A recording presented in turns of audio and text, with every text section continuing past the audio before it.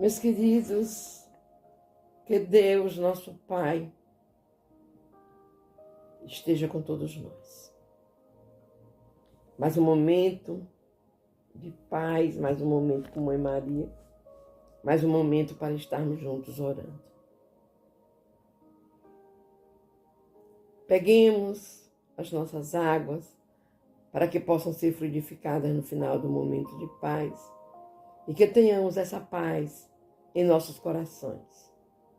Deus seja louvado. E vamos juntos iniciarmos fazendo a leitura de uma mensagem do Emmanuel. Está no livro Fonte Viva, de Chico Xavier. É a mensagem 67. Modo de sentir. Renovai-vos pelo Espírito no vosso modo de sentir. Palavras do apóstolo Paulo. Está em Efésios, capítulo 4, versículo 23. Há muitos séculos, o homem raciocina, obediente a regras quase inalteradas, comparando fatores externos segundo velhos processos de observação. Rege a vida física com grandes mudanças no setor das operações orgânicas fundamentais e maneja a palavra como quem usa os elementos indispensáveis a determinada construção de pedra, terra e cal. Nos círculos da natureza externa, em si, as modificações em qualquer aspecto são mínimas, exceções feitas ao progresso avançado nas técnicas da ciência e da indústria. No sentimento, porém, as alterações são profundas. Nos povos realmente educados, ninguém se compraz com a escravidão dos semelhantes. Ninguém joga impunemente com a vida do próximo e ninguém aplaude a crueldade sistemática e deliberada quanto antigamente. Oriundo do coração, o ideal de humanidade vem sublimando a mente em todos os climas do planeta. O lar e a escola, o templo e o hospital, as instituições de previdência e beneficência são filhos da sensibilidade e não do cálculo. Um trabalhador poderá demonstrar altas características de inteligência e habilidade, mas, se não possui devoção para com o serviço, será sempre um aparelho consciente de repetição, tanto quanto o estômago é máquina de dirigir a milênios. Digerir a milênios. Só pela renovação íntima progride a alma no rumo da vida aperfeiçoada. Antes do Cristo, milhares de homens e mulheres morreram na cruz. Entretanto, o madeiro do Mestre converteu-se em luz inextinguível pela qualidade de sentimento com que o crucificado se entregou ao sacrifício, influenciando a maneira de sentir das nações e dos séculos. Crescer em bondade e entendimento é estender a visão e santificar os objetivos na experiência comum. Jesus veio até nós a fim de ensinar-nos, acima de tudo, que o amor é o caminho para a vida abundante. Vives sitiado pela dor, pela aflição, pela sombra ou pela enfermidade? Renova o teu modo de sentir pelos padrões do Evangelho e enxergarás o propósito divino da vida, atuando em todos os lugares, com justiça e misericórdia, sabedoria e entendimento. Meus queridos irmãos, que mensagem bonita do Emmanuel, né? Antes da vinda do Mestre à Terra, o mundo vivia numa situação caótica, onde o sacrifício de seres humanos, de animais, prevalecia na Terra. Isso fez com que o Pai sentisse a necessidade de enviar até nós seres humanos, o teu filho, para que pudesse nos ensinar o amor, as verdades da vida. Jesus foi crucificado numa cruz de madeira, no madeiro, mas a sua crucificação foi uma libertação para a humanidade. Primeiro, através do perdão. Jesus nos perdoou no madeiro. Antes do madeiro, ele já tinha nos ensinado o valor do amor, a necessidade do perdão, a necessidade de nascer de novo.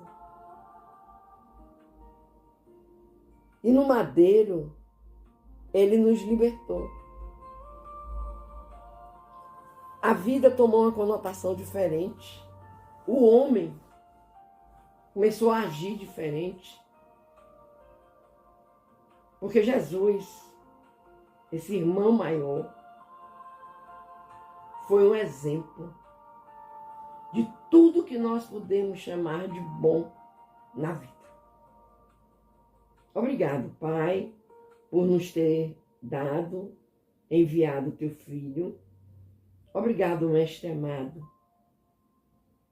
por nos conceder viver sem perdão, embora muitos irmãos teus pequem. Mas gratidão, gratidão infinita. E vamos fazer a oração de nossa Mãezinha Maria. Ave Maria, cheia de graça, o Senhor é convosco. Bendita sois vós entre as mulheres, bendito é o fruto do teu ventre, Jesus.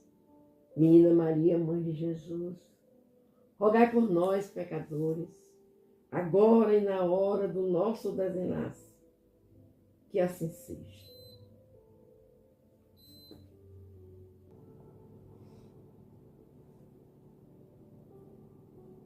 E assim, meus amores, vamos para mais um momento de paz.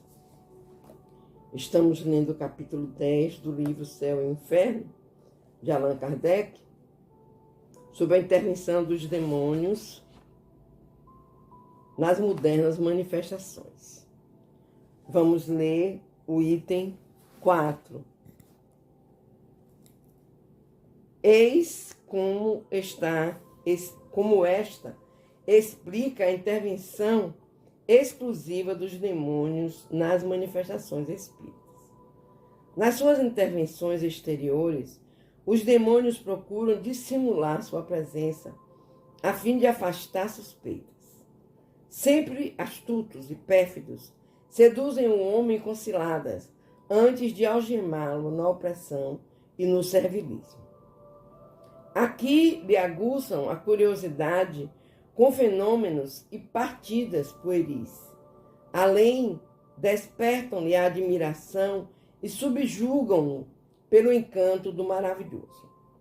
Se o sobrenatural aparece e os desmascara, então acalmam-se, extinguem quaisquer apreensões, solicitam confiança e provocam familiaridade. Ora, se apresentam com divindades e bons gênios, ora, assimilam nomes e mesmo traços de memorados mortos. Com auxílio de tais fraudes, dignas da antiga serpente, falam e são ouvidos, dogmatizam e são acreditados, misturam com suas mentiras algumas verdades e inculcam o erro debaixo de todas as formas. Eis o que significam as pretensas revelações de além-túmulo. E é para tal resultado que a madeira e a pedra, as florestas e as fontes, o santuário dos ídolos e os pés das mesas e as mãos das crianças se tornam oráculos. É por isso que a pitonisa profetiza em delírio, que o ignorante se torna cientista num sono misterioso. Enganar e perverter, tal é, em toda parte e de todos os tempos, o supremo objetivo dessas manifestações. Os resultados surpreendentes dessas práticas ou atos ordinariamente fantásticos e ridículos, não podendo provir de sua virtude intrínseca nem da ordem estabelecida por Deus, só podem ser atribuídos ao concurso das potências ocultas. Tais são, notadamente, os fenômenos extraordinários obtidos em nossos dias pelos processos aparentemente inofensivos do magnetismo, como o das mesas falantes. Por meio das operações da moderna magia, vamos reproduzirem-se no presente as evocações. Vemos reproduzirem-se no presente as evocações. As consultas, as curas e sortilégios que ilustrarão os templos dos ídolos e os antros das sibilas. Como outrora interroga-se a madeira e esta responde. Manda-se e ela obedece. Isto é, em todas as línguas e sobre todos os assuntos. Acha-se a gente em presença de seres invisíveis a usurparem nomes de mortos e cujas pretensas revelações têm o cunho da contradição e da mentira. Formas inconsistentes e leves aparecem rápidas e repentinas, patenteando-se dotadas de força sobre-humana. Quais são os agentes secretos desses fenômenos, os verdadeiros atores dessas cenas inexplicáveis? Os anjos, esses não aceitariam tais papéis indignos, como também não se prestariam a todos os caprichos da curiosidade. As almas dos mortos, que Deus proíbe evocar, essas demoram no lugar que lhe designa a sua justiça e não podem, sem sua permissão, colocar-se às ordens dos vivos. Assim, os seres misteriosos que acodem ao primeiro apelo do herege, do ímpio ou do crente, o que importa dizer da incoerência ou do crime, não são nem enviados de Deus, nem apóstolos da verdade e da salvação, porém, fatores do erro e agentes do inferno. Apesar do cuidado com que se ocultam sobre os mais veneráveis nomes, eles traem-se pela nulidade das suas doutrinas, pela baixeza dos atos e incoerência das palavras. Procuram apagar do símbolo religioso os dogmas do pecado original, da ressurreição do corpo, da eternidade das penas, como de toda a revelação divina, para subtrair as leis à sua verdadeira sanção e abrir ao vício todas as barreiras. Se as suas sugestões pudessem prevalecer, acabariam por formar uma religião cômoda para uso do socialismo e de todos a quem importuna a noção do dever e da consciência. A incredulidade do nosso século facilitou-lhes o caminho. Assim possam as sociedades cristãs, por uma sincera dedicação à fé católica, escapar ao perigo desta nova e terrível invasão. Meus irmãos, nós estávamos falando ontem sobre essa manifestação dos espíritos do mal, os espíritos ruins. Olha aqui nessa leitura de hoje, como nós vemos que eles criam, que eles inventam, que eles sugerem, que eles atravessam, mas para eles o importante é perturbar a paz. Amanhã vamos continuar a nossa leitura e iremos vendo mais sobre esse tema. Que Deus nos abençoe, que Deus nos proteja e que nós possamos estar sempre espertos para não sermos pegos de surpresa por esses irmãos. E vamos fazer a nossa oração. Vamos conversar com Deus, como sempre. Conversamos e agradecemos. Graças, Pai, te dou por tudo que nos provém de ensinamento. Graças te damos aos irmãos que antes de nós vieram, descobriram muita coisa, e a Kardec, por ter codificado a doutrina espírita, que não é só uma doutrina, mas é uma filosofia, é uma religião. E aí, pedir, Pai, por todos os teus filhos que necessitam da tua presença amada, seus filhos que sofrem, Pai. Encontramos na humanidade uma quantidade de sofredores do corpo físico, do corpo espiritual, tão imensa, Pai, que às vezes nos confunde. Às vezes nos perguntamos, será uma doença psicológica? Será uma influência de obsessores? É a pena, Senhor, que muitos irmãos não sabem perdoar. E ao desencarnar, eles querem cobrar. Eles querem que ser o verdugo do seu devedor. Aí vem a perturbação espiritual. Mas nós confiamos em Ti, Senhor. E sabemos que estás sempre a nos ajudar, a nos fazer entender que nada é por acaso. Tudo tem um porquê, tudo tem um para quê. E em determinado momento, Pai, iremos sim nos libertar. Iremos nos livrar dessas perseguições e partirmos para um entendimento maior espiritual. Obrigado, meu Deus. Te pedimos pelos lares, pelos componentes desses lares. O lar que ora unido permanece unido, meus irmãos. Oremos, perdoemos, procuremos entender o nosso irmão mais próximo, que é aquele que convive conosco no lar. Procuremos entender e buscar uma verdade para alcançarmos mais e mais irmãos e nos sentirmos realmente esses filhos amados de Deus. Deus é um Pai de amor maravilhoso e está sempre, sempre a nos cuidar.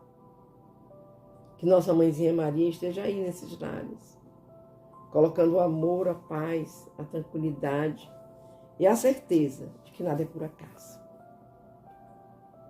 Te pedimos pelos nossos irmãos que sofrem com os problemas psiquiátricos, com os problemas físicos. E muitas vezes, Pai, caminham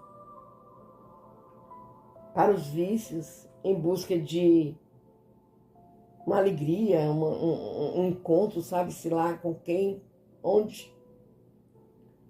Mas esses irmãos precisam muito de Jesus, precisam muito dos nossos benfeitores, precisam muito, muito de Ti. Ajuda-os, Pai, que eles possam encontrar, ainda na jornada terrena,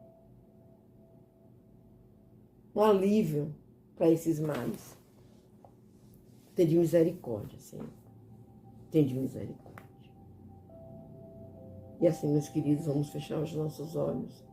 Vamos fazer a oração que Jesus nos ensinou para conversarmos com o Pai. Pedindo a espiritualidade amiga que venha fluidificar nossas águas. Que essas águas nos sirvam de alento, de remédio, de paz e de muita tranquilidade. Louvado seja nosso Senhor Jesus Cristo. Para sempre seja louvado. Pai nosso que estás nos céus, santificado seja o teu nome de amor. Venha a nós o teu reino. Seja feita a tua vontade, assim na terra como nos céus.